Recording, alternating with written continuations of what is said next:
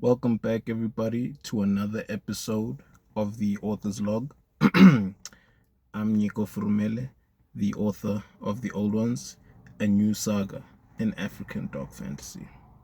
Just a quick reminder, guys, that if you like and you enjoy the video, please leave a comment, share it, subscribe. It really does help a lot, and let's jump right in. Today, we're just going to be going through the entire journey that I've actually been on since I decided to actually become an author and a writer, and just to shed some light on the experience that I had. And maybe you guys can learn something from it. Maybe you can, glean something of your own. But yeah, I'm just going to be sharing the ups, the downs, and where I am right now in terms of the journey and what the future actually looks like. So, to give you guys a bit of brief history, I detest social media. Like I remember before I actually started with the whole journey and everything, I had actually completely separated myself from social media, and I was completely like cut out from it.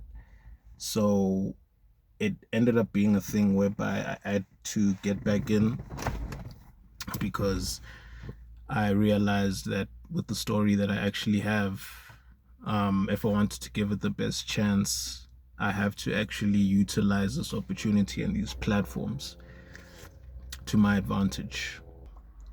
Yeah, so like I was saying, that was quite the learning curve for me, and it had its own unique spin of challenges and difficulties in terms of, getting people to actually care about what you're doing and getting people to sort of see the vision. And trust me, that's one of the hardest things, like even with my own family, just trying to get them to understand what I was doing and getting them to support. It was very difficult, but it's something that even now I'm still continuing to do and strive for.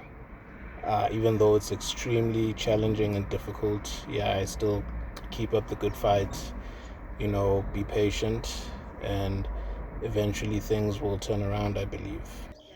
So initially, my plan was to just absolutely flood the market. So I was on multiple platforms like Instagram, Facebook.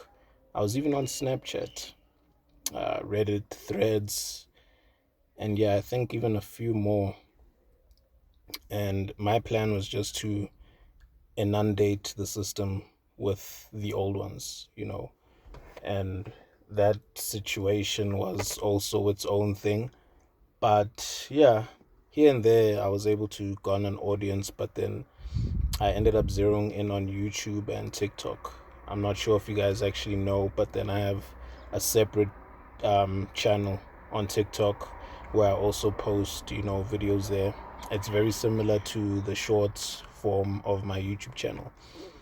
But the advantage with YouTube is you are actually able to do longer form content, which is something that I've been avoiding for the longest time. And I just basically couldn't figure out which direction I wanted to go in terms of the longer form content because I didn't want to really put myself out there too much as the author. I wanted to shine a light on the story and the characters more, but I ended up realizing the significance of actually putting yourself out there, even if you are the creator. And yeah, I think it's actually gonna pan out well. I actually kind of enjoy, especially the series, the author's log. I think that's where it sort of clicked for me, and it was able to be more of like a sustainable content structure for me to carry forward, because that was the one thing that I was always struggling with. And basically, the whole reason why I actually did this in the first place is because I didn't want to leave things up to chance, in the sense that, here I am, a debut author. I'm like the new kid on the block. Nobody knows me. Why should anybody care about what I've written? And I didn't want to just write the story and then sit on my hands and think those thoughts, like people will find it, and that the misconceptions that I don't actually need to do marketing, because I believe marketing is such a big part of whatever sort of art you want to do. You need to know who your target audience is, and you need to somehow reach out to them, because I don't necessarily believe that there's any bad art. There's just art that hasn't found its audience, because if you really do target to a specific people instead of just making it for everyone, in terms of your music or your paintings or your stories or your films or whatever, I think that you really do sidestep that pitfall if it is actually targeted to a specific like demographic. So yeah, I did the same thing, and here we are. I just didn't want to, leave things up to chance, and I wanted to give this the best shot possible. Like, I didn't want a single regret.